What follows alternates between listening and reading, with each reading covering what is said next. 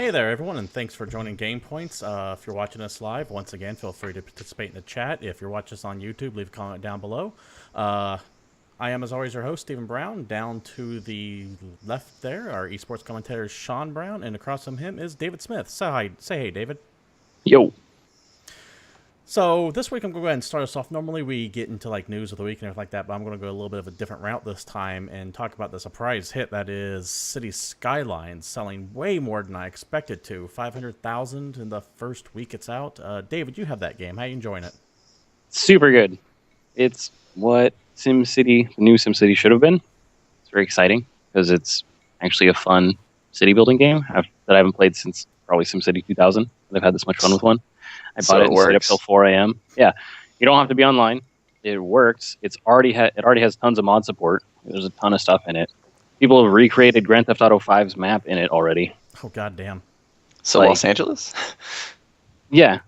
All of it? Just, ugh, well, the whole Los Santos part of the city. I almost want to say, I can't remember if this is true or not.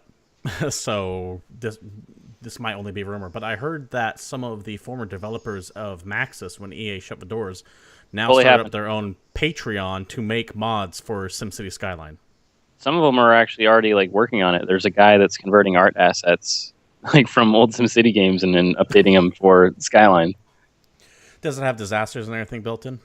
It doesn't have disasters that I know of right now, which is the only gripe I can really think of, is you can't start raining meteors on your city or anything like that.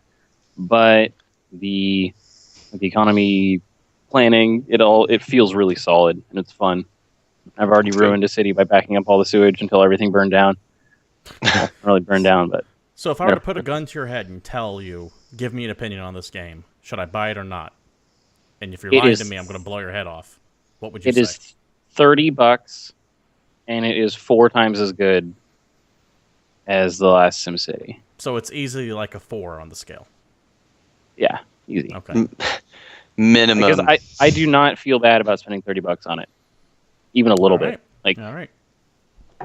No, I just wanted to bring that up. It's Paradox's. Apparently, it's Paradox's Software's biggest selling title they've ever had. Well, see, that was the whole thing. On that, but is before it came out, I thought it was from the same guys that made Cities XL and Cities XXL or whatever, but it's not. Yeah, the naming scheme is so similar.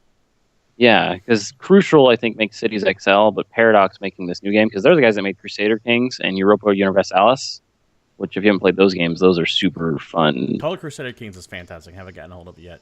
But yeah, it's a bad name because it associates it with a mediocre city building franchise. Yeah. They should have changed it to something else. But whatever. It's also made by 13 dudes, so who cares? Yeah, no, I'm excited to get a hold of it. Sean, you have anything you want to add to that? So can you actually play with neighboring cities or anything? Can you actually multiplayer this game? Is there any kind of an online mode? I honestly haven't even looked. Fair enough. It could not. I just because I've never played a SimCity style game multiplayer or really cared to. It's just I want to be the mayor and I want to run my own stuff. I don't need to compare it to other people that may be better at city planning than me. To prolong into the chat, hi, how are you? How you doing? Hello. Feel free to join in the conversation if you want. Just keep in mind the delay. We're going to go ahead and move on to last week's news, starting off with the fact that Creative Assembly posted up a job posting. Now, Creative Assembly is known for 2 things. 1, the Total War series, and 2, Alien Isolation. And if you take a look at the job posting, where there's a good chance that this is a confirmation of Alien Isolation 2. As you can see right out the top there, they're looking for an online multiplayer programmer with a screenshot from Alien Isolation on there. In addition, it's going to be for experience of development on Xbox One, PlayStation 4, and PC platforms. That more or less rules out the RTS side because you really can't do an RTS on PlayStation on consoles very well. So there's a good chance that this is a post for Alien Isolation 2 or whatever they're going to call it. I'm glad you used the qualifier term well, because they can definitely do it. It's been done before. Lots of times. It's just terrible. They've had some solid ones, like Halo Wars I enjoyed, and I thought the Command & Conquer port was all right. It never feels right. I was about to say the Command & Conquer one was probably by far the best one, because the StarCraft one just looked ugly and couldn't handle it. And then Halo Wars If Halo Wars was a first-person shooter, that game would have been amazing. I still think it's all about control. Like, you can't have a good controlling RTS on a console. It just doesn't feel right. I need to be able to have way too many buttons so I can control everything. I would figure with the touchpad on the PlayStation Force controller, you'd be able to do that by now, but apparently you can't. But to take a look at this position that Creative Assembly put up there, they're essentially looking for online multiplayer programmers, so expect a new multiplayer component to it. Once again, assuming this is Alien Isolation 2, I have every reason to believe it is. Unless they're making some random new thing. Somehow. Yeah, I doubt that. We have more of an assumption that's going to be Alien Isolation 2 and not another Total War game based that's going to be on consoles. Yeah, that's what I'm leaning toward. Their freaking lead picture is a screenshot from Alien Isolation. So to me, this is, I don't want to say confirmation of Alien Isolation 2, but it definitely looks like it. That can be any motion detector. It's going to be a first-person Total War game on consoles. Versus aliens. Ooh. You know... You play as Genghis Khan. You say versus that, aliens. Though imagine with that many things on the screen at once what a first-person Total War game would look like. And let me tell you something. Genghis Khan don't got shit on Kublai Khan. Is Just throw that out there. He is the better Khan. Yeah, well, he's actually the Khan that conquered China. There's two better Khans. There's Shaka Khan. That's better than either one of them. And then there's absolutely. Khan. What about Khan? What about Shao Kahn from Mortal Kombat? Ooh. Who? We're talking about Khans now? Yeah, we're just talking about Khans. Well, what about Con Air? Oh, dude, what about Khan Sufanufa's phone? How about these Khans? The Khans that are stars of Uncharted. Segue. So Uncharted 4 announced today announced last week rather, that's going to be delayed till 2016. Not really a surprise for anyone. At least I don't think so, because they changed teams halfway through. Amy Hennig bounced out, joined Visceral. She's working on a Star Wars game. Neil Druckmann and Bruce someone. And the guys who did The Last of Us are now taking over the Uncharted development, which it's still going to be solid, but I hope it keeps lighthearted compared to dark like The Last of Us was. But in a statement from the guys at Naughty Dog, they more or less came out and said, there it is. After spending so many years with Nathan Drake, he means a lot to the team, and telling the climactic chapter of his adventures is a task we don't take lightly. This game deserves every bit of attention to detail, precise pacing, and nuanced storytelling Naughty Dog is known for. So we made a difficult choice of pushing the game's release date. Giving us a few extra months will make certain that Uncharted 4, A Thief's End, not only meets the team's high standards, but the high standards of that the gamers have come to expect from a Naughty Dog title. Now, when it comes to Naughty Dog, take as much goddamn time as you want. That's my stance on it. It's going to be something super solid. We talked about this a little bit last week with the delay of Grand Theft Auto 5. I don't mind it when games actually delay their timeline as long as they don't keep putting out new ones, which GTA 5 kind of did. But Blizzard's made a career doing this, so I mean, good games are gonna get pushed back every now and then, and I'm okay with it. So, go ahead. Especially these guys, just because with the production values that the other Uncharted games have had, they'll make sure they get everything out of it. Chat seems to be suggesting there's some good Loot Crate out this month. I know it's slightly off topic, but I've always been a fan of Loot Crate. So, shout out to Raider Player 1. I had to read that book in philosophy, and there's like this. Okay, so the premise is like this dude gets it's a futuristic world, and he has to do an Easter egg hunt basically to shorten it down. But the hints are all from like 80s stuff, and one was like you'll find it with a man with a red star, and I was like, that's Rush 2112, and it fucking was. It was Money in the Bank. Nice. I hear the whole book is kind of like written by committee by Reddit. It's all 80s post-apocalyptic shit. It's actually a really good book. I'll have to sit down and read it. But yeah, thanks for prolonging for letting me know that Ready Player One is a Loot Crate. I need to get on that one day. I know you do that, right, David? You do Loot Crate? Yeah. Cool.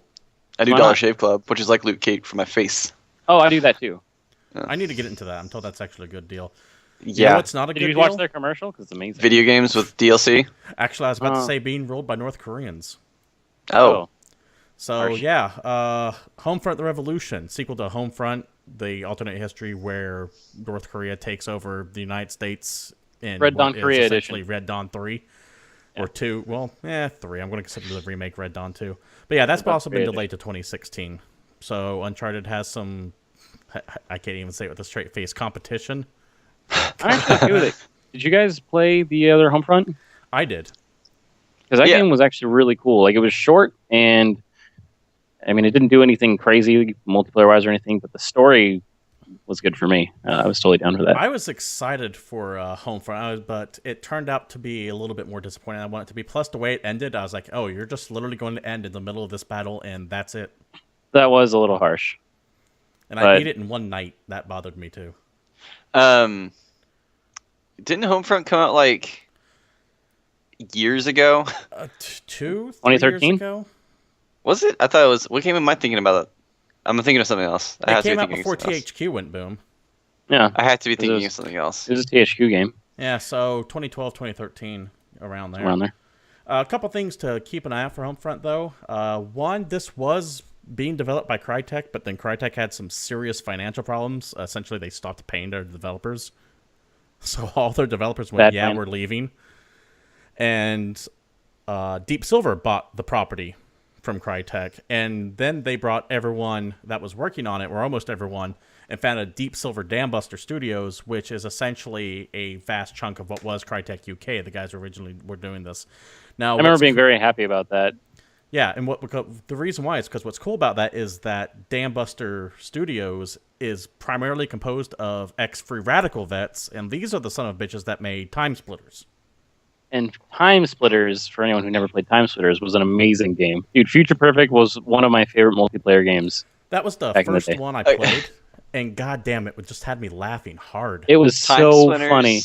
Time Splitters is amazing of a game, as Starship Troopers is amazing as a movie. Yeah. Yes, you totally get behind that. Parody, and it was meant to be parody. It's fantastic. It was also just playing multiplayer and having people run around as monkeys and robots and whatever else. Like, that stuff was hilarious to me. Well, that aside, first of all, I need to update the ticker down there. Ha! There we go. Second, the game itself mechanically controlled perfectly. Almost future perfectly. No. Speaking about, like, running around as, like, animals, are we ready for another Turok? Oh, I totally thought that was going to be a segue to the next topic. Hell no, I don't do segues here. That's your job. We tried Turok again recently. It didn't do too well. I think we need to put that to bed. I think we're done with Turok. Come on. Nope. Start it over again. Exactly. Come on. Here's what's depressing. I think we've had more Turoks than we've had Metroids. In the past 10 years. No way. There's not more in the past 10 years, I think we've had more Turoks than Metroids. Dude, 3 Prime games. Past 10 years. Remember? Are you not counting mobile titles? Like Game Boy? Games? Yeah, because there's been a lot of Game Boy Metroids. At least 3 Prime games. But before 2005? Remember, 2005 was 10 years ago. Yeah. At least 1 Prime game, probably. Probably 2 portable games, at least. Okay, there's been an amount of those, and an amount of the other thing. But we're not counting Other M, so, I mean, that's out of the question. You know what there hasn't been, though, ever? A badass elephant. And that's what Sega announced. You remember what about the Psychic Tandem War Elephant? That's what we're looking up right now. Remember that last week we were talking about that weird cryptic image that Sega sent out, and you just saw a bit of an elephant trunk and then some peanuts, a grenade? Yeah. Oh, yeah, the Sonic game that we assumed was being made by the Pokemon guys for reasons. Well, it is being made by Game Freak, but it turns out that the game is Tembo the Badass Elephant, and it looks like a cross between Sonic and Metal Slug. That's amazing. I'm legitimately excited for this. Look at that fucking elephant. I mean, he's part Commando all elephant. You should work for Sega. That's so good. I'm so excited suddenly for that. It also kind of gives me like a little bit of a Donkey Kong feel for no reason. I don't know. No, I can see the way it's animated, it makes me feel. That scene where he jumps through the building and like does the ball and drops down.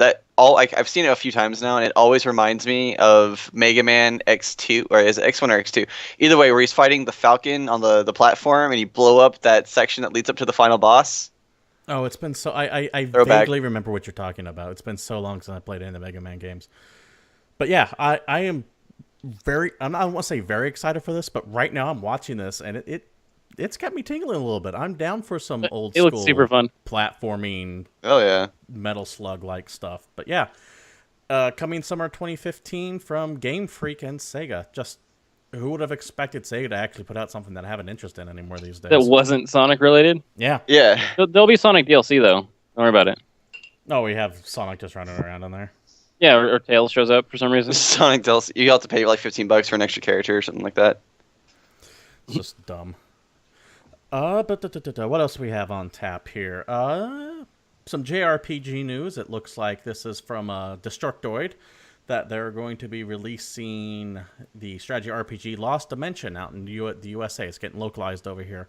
Now, it's a strategy RPG, so I'm already kind of interested in it, and it's got some wacky Japanese animation to it, so I'm interested in that as well. But what really caught my interest, I should say, was the fact that as you're playing through here, members of your party are traitors. And so after every level, you have to like go into their minds and figure out which one's bullshitting you. And you gotta like annihilate one after every level. So if you pick wrong and you're annihilating your friends, by the time you get to the end of the game, the people who you mistakenly believed were your allies are going to betray you and make that final fight that much harder. Which looks awesome.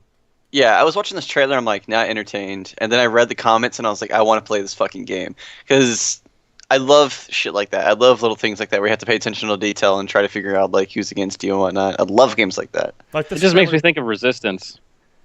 Oh yeah, the card game. Yeah, you're like trying to figure out who's legit and who's a spy. This trailer here does a poor job of explaining exactly what's going on because you're not seeing any gameplay or anything like that. But it's an Atlus trailer for sure. Like there's things going off and everything's anime styled. One thing too that I really enjoy about the concept of this game is it's going to be randomized between every playthrough. So who the bad guys are going to be different. So you don't get to go, oh, I know it's going to be Bob, Jan, and June this time because it's who they were last time. Nope, it's different every time. So it adds that little bit more of a replayability to it. No speedruns, I guess. I mean, fuck that. Well, yeah, you could speedrun the shit out of it. Yeah, I mean, we could. Everyone's a traitor. GG. I'm going to try to move up here a little bit. Apparently, my mic is a little bit quieter. I don't know how bad compared to everyone else, though. It's like that every week. It's not too bad. It's okay. We sound better than you do anyway, so you're fine. Fair enough. Na. I think I might have fixed it. I couldn't tell, though, but if people in chat could definitely help me out on that, that would be great. And without that, though, we're going to go ahead and move on. David, I see that. I don't know what I'm talking about. Moving on. Titanfall 2 has officially been confirmed that it's going to be multi-platform, like everyone believed it was going to be to begin with. They've kind of danced around it, saying, "Oh, we're considering it. We might do it. We might not." But speaking to IGN at the BAFTA Game Awards, essentially the British film, television, whatever, Vince Zampella more or less confirmed this officially for the first time. Said that they're working on a sequel with no official name yet, but the main focus is we're starting up a second team and doing some smaller stuff too. Small, exploratory, taking it slow. It's a really weird rambling quote that he has, which is why I don't bother putting it up here, because you can tell he's very excited because he's at the BAFTA Awards and probably drunk at the time. I couldn't tell you. Doing his thing. He's doing his thing. One thing of note, it sounds like they might be interested in following the Evolve DLC model for it, though. Vince Zampella later said, I think having maps like that in packs, it does split the community and it makes it harder for matchmaking. It's messy. So instead of having a bunch of map packs like Call of Duty and Titanfall is famous for, they might be focusing on character classes instead. I'm okay with that. Actually, if you're going to do a DLC, which I don't, like, whatever. If you're going to do it like that way, but don't fuck up the maps, because that is the most annoying thing ever. While you're trying to play like on 5 maps and everyone else is like 8, so you can't actually play together, or if you do, you're limiting yourself. I don't mind playing against classes I can't play against. That's fine, because I'll learn how to adapt and get better as a player. But not being able to play on certain maps, that shit's annoying. That is. And he's right. It does split the community. No, yeah, it's absolutely right. Yeah.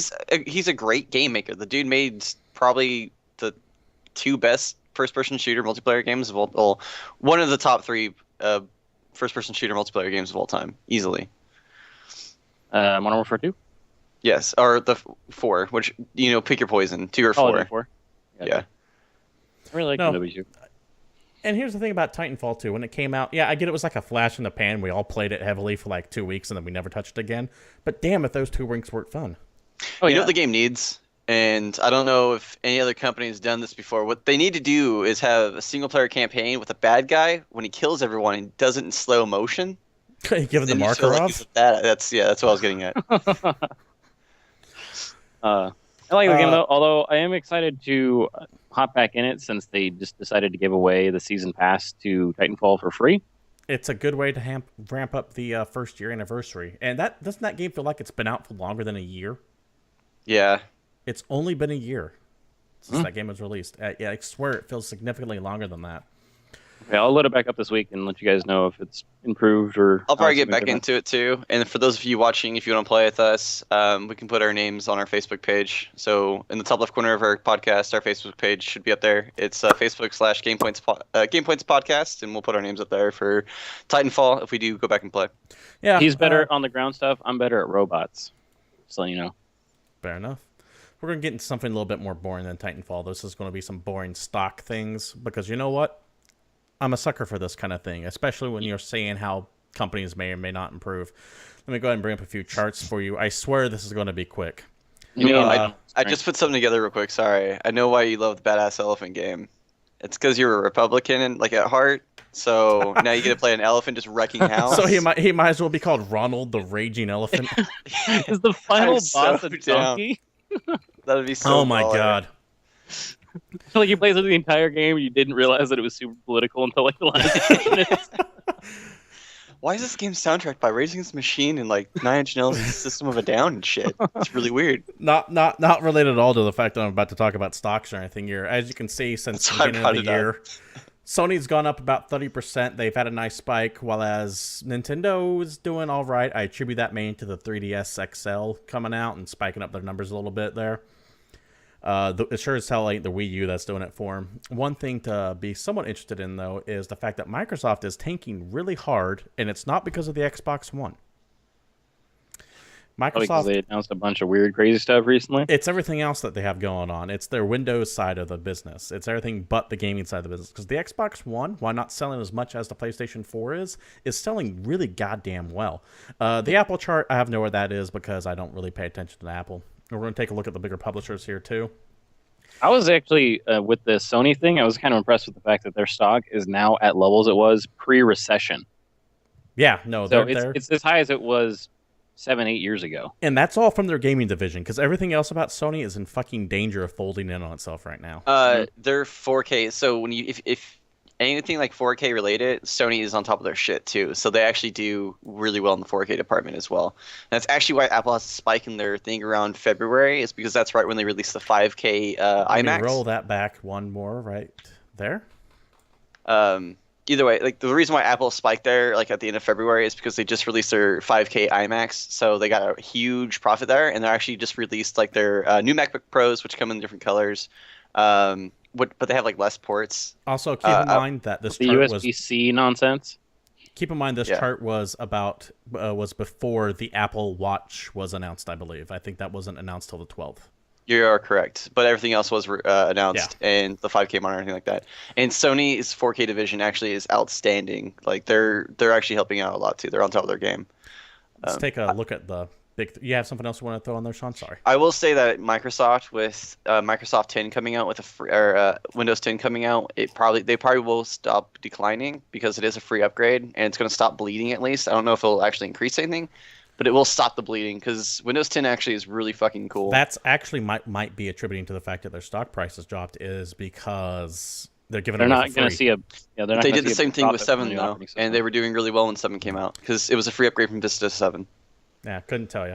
But Vista was horrible. Here are the 3 big publishers: Electronic Arts, Activision Blizzard, and Take-Two. 2 things to notice. One, or a couple things to notice actually. One, EA has now overtaken Activision Blizzard to once again become the #1 profitable game company right now, and that they spiked like hell on January 27th. And the reason why is because they had their third quarter conference call that day, and it turns out Dragon Age Inquisition was gangbusters for EA, so expect to see a yearly Dragon Age game, or at least every other year. Yeah. Woo. It's EA, dude. They'll do every year and have 2 fucking teams doing it. Yep. Milk it till they're dead. Milk it till everyone hates Dragon Age. Activision Blizzard, and also if you hated the way Inquisition played, too bad, because they're going to make the next one just like it, because that formula works for them. I enjoyed it, so I'm fine with that. From what I hear, people fucking love that game. So yeah, people who have complaints about it, I validate their complaints. I get why people might hate it, but that's the way the future is going to be. Activision Blizzard's still climbing up. I really have no explanation why, other than the fact that the Blizzard name might be attached to it. I couldn't tell you. I don't have any real info on that. However, Take-Two has dropped significantly, and I get the feeling it's because the glory of Grand Theft Auto is finally starting to wear off. You've had the PC release come out. It's not selling on PC because they keep pushing it fucking backwards. And what else does Take-Two have coming out? Didn't they do Evolve? But Evolve, I don't think sold. I don't know what Evolve sold at, to be quite honest. But yeah, Take-Two is dying down. I don't think it's for anything that they've done as much as the fact that they just don't have a Grand Theft Auto on the horizon anymore. They should make a new Smugglers run. The only thing I can think of right Blizzard is still doing well right now is because when they spiked right there for a little bit is because they just released the new raid during that time period. So you're getting subscribers that come back and actually up their thing. Also, I don't know if that counts towards that. Hearthstone update as well? Yeah. So they had a few things come out. Oh, yeah. They did mention that new Hearthstone expansion coming out. But that was before those... could have been around the same time. And Overwatch hype. Yeah. I mean, they have stuff on the horizon. Whereas Take-Two really doesn't that I can think of off the top of my head. Also released recently were the MPD numbers. MPD, for those who don't know, is essentially a big marketing group. And they measure sell-through units of games coming up, among other things, but we're in it for the games. And the top-selling games of February are as follows. First, Legend of Zelda Majora's Mask 3D, Evolve, Dying Light, Call of Duty Advanced Warfighter, Grand Theft Auto 5, NBA 2K15, Dragon Ball Xenoverse, Minecraft, fucking still, The Order 1886, and Monster Hunter 4 Ultimate. Yes. Mm-hmm. You said Minecraft still, like that's a big thing. Minecraft is number 8. I can understand that. The big shocker to me though is still Grand Theft Auto 5. Like that game has to be getting close to like setting some kind of like. Well, they count AAA PC record. for that as well. Did PC finally come out, or is it got delayed? No. If it was out, I wouldn't even be here. I'd be playing it. All right, yeah, no, it's still number 5. Yeah, that's like it's impressive. Staggering. Yeah, that's shocking to me. One thing, too, that I also noticed is that Majora's Mask 3D, which is exclusive to that one handheld console, sold more than Evolve did, which is on multiple consoles and computer. And PC, yeah. Yeah. So, something to look at. Not saying Evolve's not selling too well, but it's definitely... I don't think it's as big as people were hoping it was on the Take-Two side.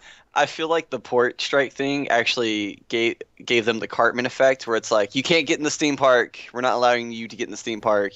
There's no way you can get to it. So everyone wanted to get in the theme park. So like Zelda, it's like, you can't get this game. It is impossible to get this game. And then they just sold like gangbusters.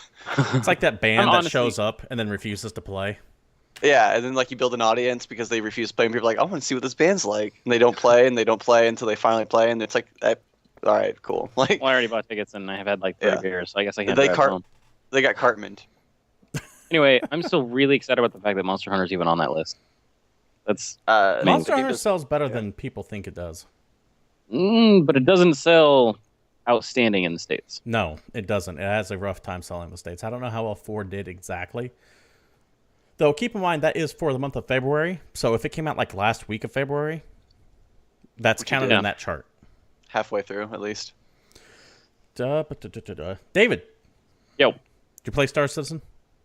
Yeah, I played Star Citizen. How'd you like it? Well, I need to upgrade my computer, so I liked the frames that I saw. They looked real nice. The screenshot slide that you took a look at was very satisfying to you?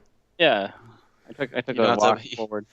You have to upgrade your I computer. was actually able to run it fairly well on like medium-ish settings. I mean, I'm nowhere near the high level for that game, and was able to walk around the hangar. The walk animation and sounds in the hangar left a bit to be desired, but actually getting into a ship and flying around felt really good. Looks like we have a couple fans of Star Citizen in chat, so... I cannot wait for that game. When that comes out, that is going to be what I do. This thing has you guys are going to be talking to me while I'm playing it when we're doing the show? This thing's been in development for, 2-3 years now, and it still has another 1.5 years to go. You are correct, sir. When did the Kickstarter come out? 2013, 2012? It doesn't matter, because they're still making money off it.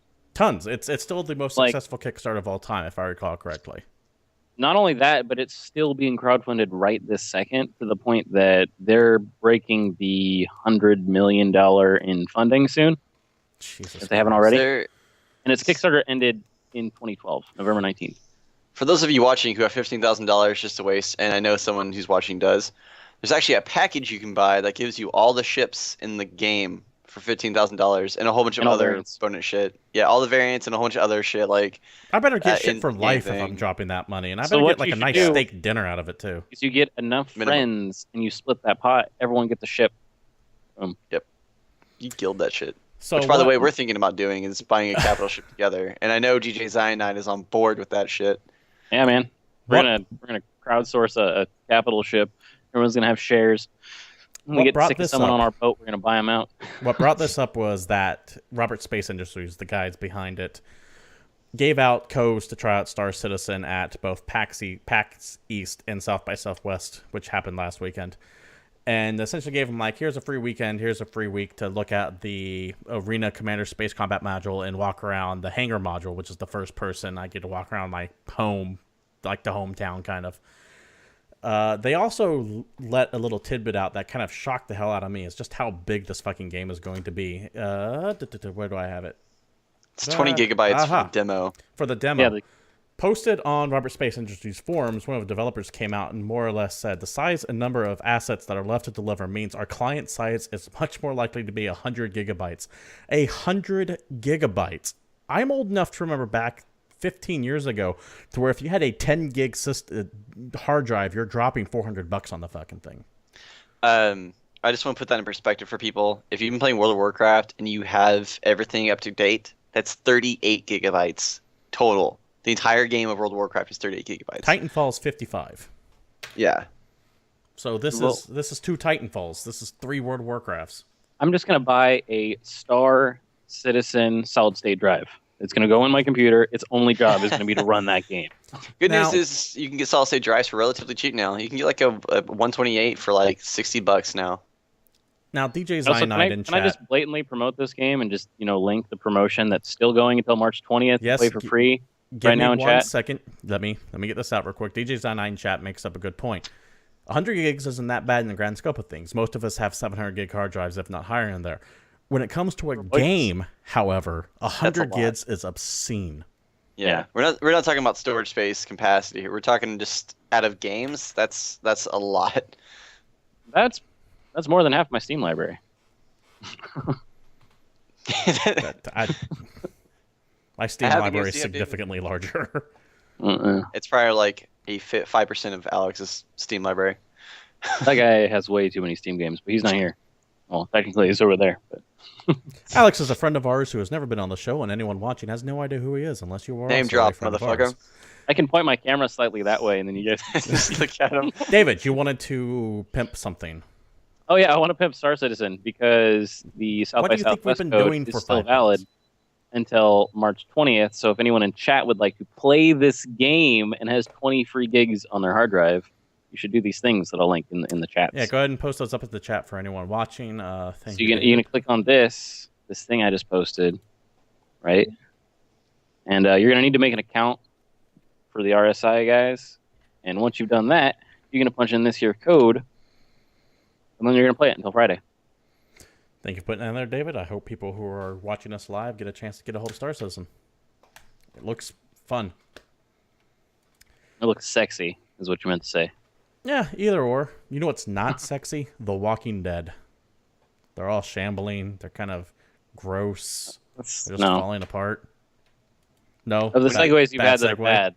We need to step up our segue game. I don't care. Next item on the list.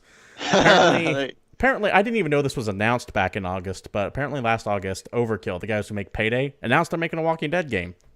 Fucked if I knew about it. But at South by Southwest last weekend, Robert Kirkman was talking a little bit about it and more or less said that he could say it's going to be Payday-esque and it's going to be in a bigger world than Payday. So I don't think he's played Payday personally. It's super fun. I don't know if you guys have Payday too, but that game is it's a blast. Ridiculous fun. The thing is, the way Robert Kirkman was talking about Payday makes me think he doesn't know what Payday is. Fair enough. Because he was making it sound like it was like an infamous open world adventure when he's talking about, it's going to be bigger world than Payday. Okay, cool. Payday's not that big of Payday a has like world. 7 levels. Yeah, I'd Two hope banks, it's bigger. Jewelry store, a gas station. However, Mini all mart. that aside, I'm down Put for your a hands together. Walking Dead universe Left 4 Dead. Okay, I'm gonna disagree with that because Left 4 Dead. Oh, okay, you said Left 4 Dead, not Dead Island. So okay, I'm okay with it. But that's not gonna be like Payday 2. Payday 2 is much more calculated than Left 4 Dead was. Which I'm wondering if it's let's go get these survival supplies from this place infected with zombies and try not to all get murdered. And it's fucking awesome because then you can do Reach it for the several boots ways, and- like the sneaky way or like fucking I'm gonna run in here and kill every fucking zombie in the game. So like I feel like the Payday model is actually a really good idea for this game. Yeah, I want to see more on it before I have any judgments on it. But Overkill Studios has proven themselves to me with Payday, so I'm excited for it. I'm surprised I didn't know about it until now, and apparently it's been in development for, well, it was announced, I should say, a couple months ago. And that is one game where I don't actually want multiplayer in, like where people can play zombies, because it ruins the atmosphere of the game. No, I don't want it to be zombies either. I want it to be multiplayer in this case. Oh yeah, no, players. that's I meant like versus co-op, great, yeah, but versus mode would ruin this game if they're doing it the way I think they will. Well, Payday doesn't have a versus mode either, does it? Correct. No. No, I didn't think so. It's all about the heists, all about being awesome. Yep. But yeah, Walking Dead video game from Overkill. Hopefully it's better than the, what was it, the Activision? What was the Walking Dead Survival Instinct game? Who did that? The one with Merle and Durrell in it? Yeah, was I know what bad. you're talking about. That horrible It was piece glitchy of and buggy. shit. It was All of YouTube made fun of it. it was funny to play, but not because it was a funny game. Next up item on the list is the another fact funny thing. No, we've decided that we're done with... No, the next Segues. item is funny. No, we're done with segues. This is just the next item. Tiger Woods. Tiger Woods games are no more, apparently. Just to show you how toxic the name Tiger Woods has become, EA, all the sponsors dropped him except for EA. EA stuck by him for years, even after the Elon incident where he got chased by a golf club and South Park made fun of. But he never really recovered his game after that. Everything went downhill. He stopped winning big tournaments. And now we're done with him. At least that's what EA is thinking, because their new PGA game is going to be Rory Mcllroy PGA Tour. It's essentially Tiger Woods 2015, but with Rory Mcllroy on there. I'm going to disagree with you a little bit on this one. I'm going to explain why. Oh, that's fine. The one, I don't think it has anything to do with the toxic image, because his image actually isn't that toxic as most people think. It's because he's not good anymore. It's not because he's toxic or people think he's toxic anymore. He's not the best player in the world anymore. Well, I threw that No, all in he's the same package. He hasn't won anything, Yeah. and he hasn't won anything major in God knows how long. 3 years. So it's been a while, but he's actually has performed well. But he has won a major in 2012, so it hasn't been that long. He's the Danica Patrick of golf. No, you can't even see. He's actually been, a star in his lifetime. But he actually does perform well in some tournaments. He's had a lot of injury issues, which has made him not number one anymore. So like any sports game, like the fact that he dominated the cover of a sports game for that long shows how dominant of a player was. So it's more along the lines that it's more of a story that he's not that dominant anymore, rather than his image is kind of fallen off. It's the fact that he's not number one anymore. And there was 15 Tiger Woods games. yeah, and it's tragic that like Rory McIlroy is number one now, because he's a great golfer, but there's no one as dominant as Tiger anymore. Because even like with Rory McIlroy being number one, he doesn't dominate tournaments. There is he no hasn't one won as like, good a few in months. golf right now as Tiger Woods was. Like even 2 years ago. Yeah. And it's just a shame, because golf is one of those games you can play well into your 50s and 60s. Look at like on Arnold Palmer. Lemonade, that icy lemonade thing. It's delicious. And it's tragic to see someone just limp out of the game like Tiger's been. And Too many injuries, man. Keeps fucking up his something knees in his back. Something about not sinking enough balls and holes and Holes and stuff like that. I mean, he's doing plenty of that. Actually, he might need to do more of that, because remember, he was at the best of his game when he was cheating on his wife and doing all the fucking recreational drugs in the world. Yeah, see, Yeah, dude. he apologized. He messed up. He should have stuck with his lie. It's like Samson getting his haircut. He loses all of his strength once you admit you're wrong. Next item on the list. Announced today, of all things, Lego Jurassic World. Now, I'm excited because I love all the Jurassic Park, all the Lego games, I should say. And they just have this really interesting sense of humor. I haven't played one that I've hated yet. I will always go through and spend a couple hours on it, assembling the shit and going out. But you know what? I don't know if I'm too into this one. I think I might be the only one of chat who's big into the Lego games. I don't know. Just something about, like... it's the Jurassic Park thing. Is it too real for you? No, it's not that it's too real for me. It's just I have the same opinion of Jurassic Park. The first one was good, but the other ones after that, I could give two shits about. Third one was okay. The fourth one actually looks good. But I like it. I like the fact that based on the trailer, a lot of the sound seems to be coming straight from the movies, and that actually entertains the crap out of it. They've done that for the past couple ones, but like I was telling you earlier, it's really twisted in this case because you'll have this really silly scene. Like, I'm half expecting to see the scene when the lawyer who gets eaten by Tyrannosaurus Rex, they're going to have that original audio in there where he's terrified and getting chomped on, and it's just going to sound gruesome. But you're going to see it be all silly and funny, and there's going to be this disconnect between the audio and what you're seeing on the screen at the same time. I'm so okay with that. It's going to be entertaining to me. Because kids can play it, and they're not even going to know, because it's going to look funny. If they've never seen Jurassic Park, they don't know exactly how horrifying that sound actually is. They're also going to be like, this is when that dude gets iced. Super bad. Well, see, it really does. Through the glory of YouTube, you can have the kids play the game, and they're like, oh, we love this game. Like, oh, do you really? Do you want to see what really happens when a dinosaur eats you? And then you can put on, like, Carnosaur instead of even Jurassic Park. Some horrible full moon video where they're just getting vivisected live on TV. I just want to see Lego Jeff Goldblum laugh. That's all I want. That's all I need. God damn it! What was that game called? You can make him play that dinosaur survival horror game. Dino Crisis? Yeah.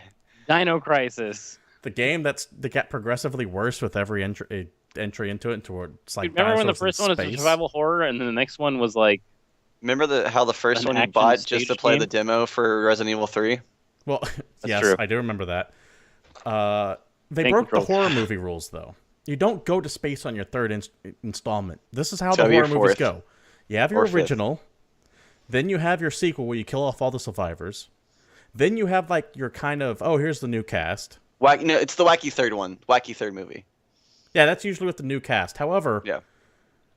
After that, you have to go not to space, but to the hood.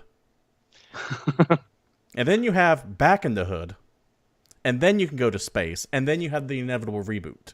Okay, I gotta correct you on something. So there needs to be 2 more Dino Crisis in the Hood before you can have Dino Crisis in space. I'm gonna be real with you. I'm pretty sure Back to the Hood comes after space. I'm pretty sure it goes into the Hood, space, then back to the Hood. No, because Jason Takes Manhattan was the 8th one, and Jason 10 was the one in space. I'm talking about Leprechaun, son. No, Leprechaun in space was after the Hood. I know, I'm thinking Back to the Hood was after space, though. It went Hood, space, Back to the Hood. Yeah, you do have to leave the Hood to go back to the Hood. This is legit like commentary right now, because the third one was Leprechaun in Vegas. Where the dude was turning into a leprechaun.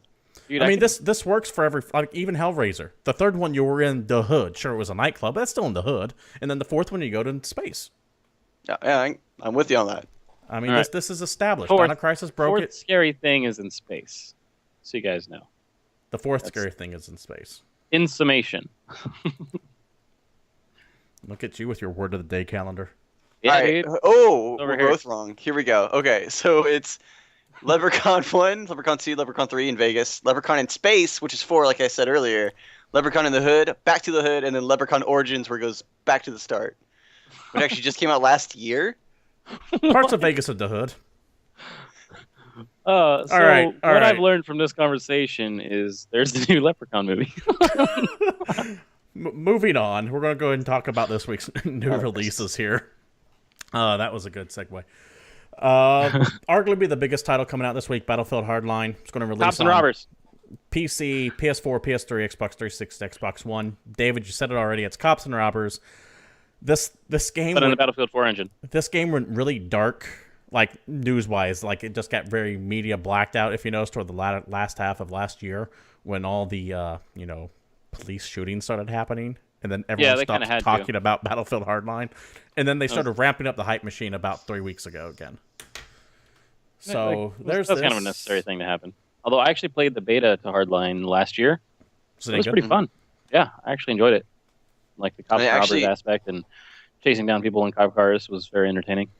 It's Battlefield 4 that can run on more computers than just top of the line. Because I couldn't run Battlefield 4 at the time, but I could run Hardline.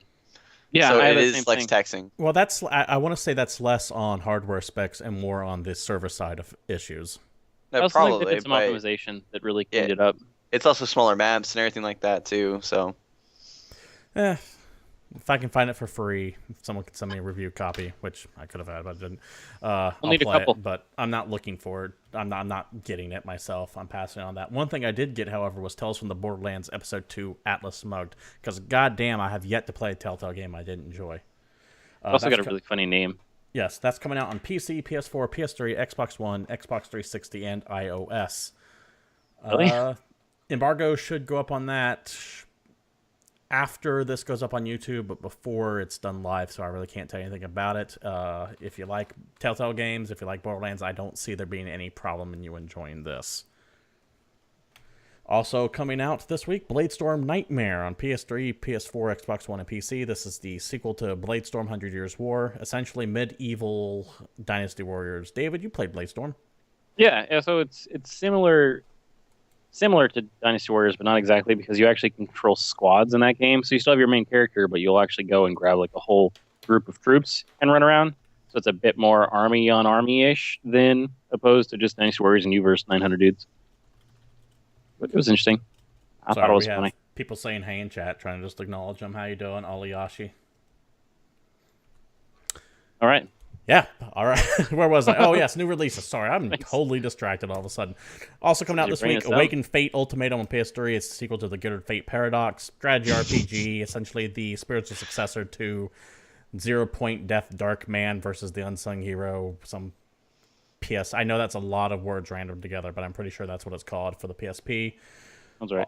The HD version of Final Fantasy Type 0 for the PS4 and Xbox One. Another game that you buy for the demo of Final Fantasy 15 in there. And rounding out this week's release is Mario Party 10 on the Wii U. Yet another Mario Party. Can we go back to Final Fantasy for a second? Because I'm actually very entertained by the fact, because they say it's like the Type 0 game is kind of like a restart for Final Fantasy, even though there's still another numbered Final Fantasy coming out. But they've also announced Final Fantasy Type 1. That was legit? I thought that was just bullshit. Which is hilarious.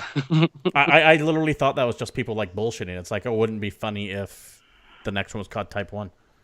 No, they're totally doing that. Now, apparently Type 0 ends in such a way that it sets up for a sequel, but I haven't played it, I haven't looked at it. I just think it's funny because they're like, man, you know what there is? There's too many Final Fantasy games. We should change the name very slightly and then just keep pumping them out, and no one's going to notice because it's a totally different series. I'm told it plays like Dirge of Cerberus, so if you like that kind of gameplay, feel free to pick it up. I haven't gotten a hold of it yet, and honestly, I'm probably not going to. Sean, we're done with new releases. Why don't we go ahead and move on to some esports news? What do you got for us this week? All right, so IAM just got finished up. IAM Worlds, which is one of two major tournaments that you want to pay attention to during the season. This is kind of like the early season, like determinator of like who's good in the world or who fucked up, basically. This one and actual Worlds are probably the two best tournaments you can watch. I don't watch a lot of StarCraft, I'm not going to lie, but I can tell you actually who won StarCraft. It was a player named Zest from Korea. Everyone here is Korean. By the way, actually, everyone who played in this tournament of the Worlds was Korean. Not one North American made it. No one else made it. Well, that's it was a all StarCraft Koreans. thing, though. I mean, you're talking about the country where they announced StarCraft for first place, not in North America where they're headquartered at, in Korea. That's fine, but there's usually at least like a few different countries represented in this tournament. There were none. So a player named Zest actually won. He beat Trap in the finals 4-1. I'm not too familiar with StarCraft 2 anymore. I'm still a big fan of like Rain and Sorry and people like that. So it's been a while since I've actually paid attention. Innovation actually was at the tournament and lost to Zest 2-3. It was actually, I watched that game. It was actually a really good match. If you do want to go back and watch the VODs, watch Zest versus Innovation in the quarterfinals. It was a really good match. But in League, huge shockers everywhere. I'm going to start this off by saying I'm not a big fan of the IAM format of how they do their tournament brackets. They do a best of one double elimination, and then for two groups, so Group A and Group B, Each group has 4 teams in it. So what they did was it was Cloud9 versus GE Tigers in the first game. Real quick, I hear best of 1 and double elimination, and those 2 phrases don't sync up in my head well. They seem counter to each other. Exactly. Yeah. So as I go about this, I'm going to explain what happens. Okay. So the first match in Group A was GE Tigers, which is the #1 team in Korea, probably the #1 team in the world, played Cloud9 from North America. If I recall, you said watch out for them last week, that they're probably going to take it. They shit on Cloud9. Like, they were my favorites in this tournament, by far. Cloud9, like, just looked embarrassed, like, trying too much to... they were playing the #1 team probably in the world, so they did, like, way too much to try to get an advantage early, and it just fucked them. Like, GE Tigers destroyed them. The next game in that, like, it's not even fun to watch. Don't even watch the game. It's terrible. The next game was SK Gaming, who is #2 in Europe, who I thought was the best Western team for a while, but they start to fall kind of in the last few weeks. Played Yo-E Flash Wolves, which Yo-E Flash Wolves is the #1 team in the Southeast Asia bracket or region, which might be considered the second worst region in the world next to Brazil. So I didn't expect anything from Yo-E Flash Wolves. They actually played SK Gaming like phenomenally well. They ended up losing this match, but it was a really close game, really fun to watch. Forgiven goes off. He's the AD carry for S Gaming. Plays Graves, does a really good job of positioning. If you want to learn positioning on AD carry, watch this game. He does a really good job late game. So what happens to the losers of those 2 games goes to the losers bracket, and whoever loses that game gets eliminated. The next one will play the loser of the quarterfinals of the bracket. So Cloud9 played Yo-E Flash Wolves in the loser side of the bracket. Yo-E Flash Wolves dominated Cloud9. Cloud9 did not show up to this tournament. Really disappointing turnout for Cloud9. And at this point, I was like, North America's fucked. Like, North America is not going to do well in this tournament because there's one other North American team. They're in Group B. It's TSM. So Yo-E Flash Wolves moved on in the losers bracket. Winner side of the bracket, GE Tigers played SK. Shit on SK. Like, just completely like fucking stomped on them. My prediction is coming true. Like, GE Tigers is going to win this tournament. Everything's coming to fruition. They dropped to the losers bracket, play Yo-E Flash Wolves. Yo-E Flash Wolves beat them in a rematch of the first game. So now Yo-E Flash Wolves actually wasn't that. That game again was really close. Yo-E Flash Wolves moves on to play GE Tigers in the finals of Group A. So actually, they don't even play. It's a quarter because again, I don't like this tournament play like bracket style they do. It's really confusing. It's actually similar to the way a lot of the fighting game tournaments are run. Yeah, and where you play around, and then there's an entirely separate losers bracket, and then the winner of the losers bracket can go and kind of get back into the tournament. Which is fine, but it's usually like best of 3s, not like double. Like it's not like I don't like the single game elimination part. League of Legends best of 1s are terrible. Best of 3s in League of Legends are terrible. Best of 5s is the only way to determine. And that's mainly because a big part of the game is the countering what people pick and being able to draft players. It's about being able to counter drafts, learning strategies, adapt on the fly. SKT in Season 3, they won Worlds. They would usually lose the first 2 games of a best of 5 match and then win 3 straight because they were so good at adapting. So it doesn't really get... I don't like tournaments like this because they don't really show a full scope. So in Group A anyways, GE Tigers and Yo-E Flash moved on to the playoff bracket area, the best of 3 series. Group B... The first game was Gambit Gaming and CJ Entis. Gambit Gaming is a European fan favorite. They've been around for a while. Not that great this year. CJ Entis is a Renaissance team. They're a team with all these old-ass players like Mad Life and Shy and these guys who went to Worlds in Season 2. Really good story. They're coming back. They beat Gambit Gaming in a pretty convincing win. If you want to learn how to like finish a game, watch that game. Like they do a really good job of finishing out that game. So they beat Gambit Gaming to move on in the winners bracket. Team Solo Mid, North America's sweetheart, the team that everyone loves to love on and hates everyone else who says they suck. Didn't they just get blown the hell out? No, they played Team World Elite, which is that team from China I was telling you that's just terrible and I don't know why they're here. Beat them in a best of 1 series. So they moved on to play CJ Entis in the winners bracket. Gambit Gaming, Team World Elite. Yeah. Oh, by the way, World Elite, we're subbing 2 players in this tournament. So the worst team from China is subbing 2 players. That's a good point. World Elite plays Gambit Gaming, loses bracket Group B. Beats Gambit Gaming, moves on to the losers bracket, moves up in the losers bracket. CJ Inches, Team Solo Mid, play each other in the winners bracket. Team Solo Mid beat CJ Inches. This is a monumental mark. Games? Dude, monumental mark because it's the first time they've ever beat a Korean team. Ever. Yeah, because TSM never, they were really dominant in North America when all the tournaments were in North America. But as soon as people started coming from overseas and started throwing down with the North American teams, like the North American teams couldn't keep up anymore. So that's to be fair. Really cool in Season 2, Team Still Mid was dominant in every region but Korea, because Korea was new. And when Worlds happened, they actually did take CJ Frost pretty well, and they ended up taking second in the tournament. So this is like Team Still Mid's revenge against CJ. They beat him in IEM Worlds, so it was actually cool because it was the first time they beat Korean. Yeah, neither did I.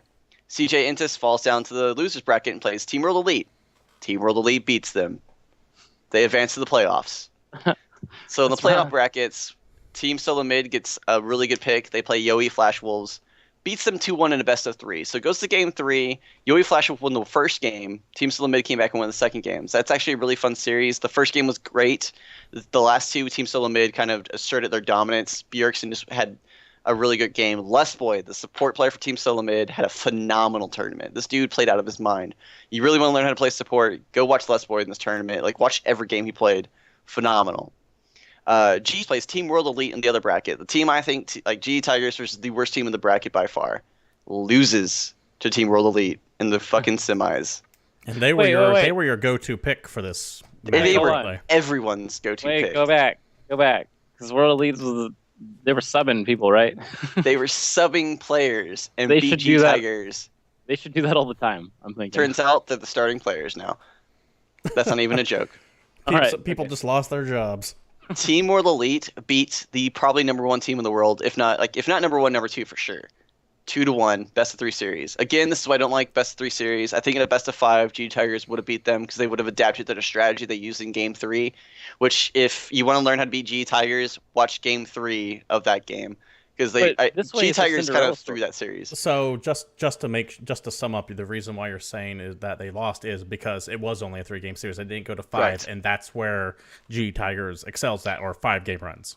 That's where Korea excels at. Period. Their coaching is just that good. They're too good at adapting to other strategies. Like, it's too hard to beat them in a best of 5 series. Korea's record as a region in best of 5 series is ridiculous. It's like 72% or something like that. Last time I looked. So the finals. Team Solo Mid versus World Elite. Team Solo Mid America shits on World Elite. Team Solo Mid won this tournament, and it was the biggest shock of my life. Because now I have to listen to these fucking fanboys talk about TSM like they're the best team in the world. Because I thought they won a got tournament knocked with right. G I Tigers. thought they were going to get knocked right out, which is why I said, "What did they get knocked out?" Because I didn't watch any of this. I thought they would make it to the semis. I didn't think they would win though. Honestly, G Tigers is the only team in the playoffs. I was like, okay, they're going to make playoffs for sure. Absolutely, 100%. I thought Cloud9 was going to make it. I thought it was going to be Cloud9, G Tigers, CJ, and TSM. I thought TSM was going to get shit on in the playoffs. I was wrong. They beat fucking Team World Elite 3-0 in a best of 5 in the finals. The finals was best of 5, by the way. So TSM 3-0'd Team World Elite in the finals. So TSM takes it home. Does that mean North America has a bigger dick than Korea now? Yes. North America has a bigger dick than EU, and that's all that matters in the end. But that doesn't answer my question. No, they do not. I did. It was yes. Absolutely not. From what I know, I can understand why not. I get that people are going to be, oh yeah, USA, we stomped everyone's ass, we beat the best team in the world, G Tigers didn't even get up there, et cetera, et cetera, et cetera. Winning one tournament does not mean that you're better than an entire country. You have to have a track record. Now, if they win 2, 3, 4, we can talk about that. They didn't even play G Tigers, so you can't even compare. That's why you need to have 2, 3, 4 champions under your belt before you start saying that. I don't think you need to win that many things, because last I checked, USA undefeated back-to-back World Wars. So, out of how many though? If there was like 50 World Wars and all we won is 2, no, we shouldn't take pride in that. Note on something. Team Solomid has 3 North Americans, 1 European, and 1 Korean on the team. So they actually do have a lot of mixed match. So it's only 60% North American, is what you're saying. It's the limit you have to have is 3. You have to have 3 people from your region on your team. So like most North American teams have 33 or 3 people on the team.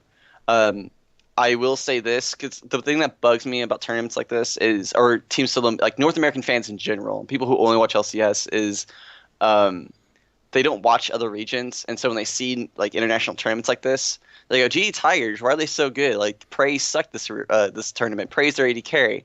Prey had probably the worst performance of his life during this tournament, and they still almost made it to finals. It takes a lot for them to lose. They played picks they never played before. Like it looked like they were fucking around at some points. Prey's positioning was terrible. They didn't get to use like one of their best comps. It just a lot like went down for them to lose. So I know people are going to be like, "Oh, gee, it's not that they got banned out. It's just a lot of things just went wrong for them. It looked like they didn't care almost." And I'm upset because I know like North American fans are going to be like, "Oh, we fucking destroyed Korea." I'm like, "No, you beat the 4th place team in Korea and CJ Ensis, and you didn't even play GE Tigers, and GE Tigers didn't have. I had a horrible tournament." So, like, don't take anything away from this. Korea and China are still the best 2 regions. Like I said, you need a couple more wins on your belt before you can start having that conversation. Yeah. I mean, out of 12 teams in China, the 9th place team got to the finals of IEM. Like, what do you think these other top 8 teams are going to do to you? David, anything you want to add on top of that? So did the other guys just not show up, or? I think everyone else is on par. Just waiting for the actual, like, LCS finals. This is what I'll say. Team Solo Mid, pretty good team. I'm going to actually give them credit. Pretty damn good team. They actually played really fucking well. They did win. Yeah, you absolutely. Can't take that away from them. No, and I won't. People like think I hate on TSM all the time. I used to love TSM. They used to be my favorite team. And then they started doing this whole like hating on other players and just bad mouthing people for no reason, like a whole bunch of slander shit. So I kind of stopped liking them. But they played really fucking well. Team World Elite overachieved their ass off, like period. They will not play like this again. I can pretty much guarantee that Yowie Flash Wolves overachieved. GE Tigers underachieved. So, I mean, Cloud9, the verdict's out. I thought they were good. Apparently not. They really struggled in this tournament. So those are the things to really take out. Team Solo Mid, pretty good team. It sounds like this whole thing was a bit of an anomaly, and that we'll get a better... Yeah. Next round next big tournament should work out a little bit more like predicted. When is the next big one? So this is what sucks about international play in League of Legends is there's really only 2 big international tournaments. There's the IEM tournaments, which is the World Championship, and then Worlds. So the next one would be another IEM tournament, which it won't happen for another few months. All Stars is coming out, but All Stars is like a fun thing where people fuck around and shit, so you can't get a good bearing on it. Okay. Well, anything else you want to go ahead and add for this weekend, Sean, or is that going to wrap it up for esports news right now? It's going to be it. All right, David, before we sign off, is there anything you want to add? I would just like to point out once again that you should click on that link that's posted in chat and download the Star Citizen trial and play it until Friday. David, why don't you go ahead and post that up in chat once again for anyone who's joining us late. But if that's going to be doing it, then this has been GamePoints. Once again, thanks for watching. If you're watching us live on Twitter, thanks for joining in the conversations there. I try to shout you out whenever I can. For those of you watching us on YouTube, feel free to email us at gamepointspc@gmail.com if you have any questions, comments, concerns, if you have any news or tips you want to go ahead and throw our way. You can follow us on Twitter at GamePointsPC. You can like us on Facebook at GamePoints Podcast. You can follow us individually. Once again, I am Stephen Brown. You can follow me at CapitalistPig21. Down over there is our esports commentator, Sean. You can follow him at the Disco_King. And to the other side of him is David at Palshaf He won't check that Twitter, so don't bother mailing him. Once again, thank you for watching. This has been GamePoints, and we are out of here.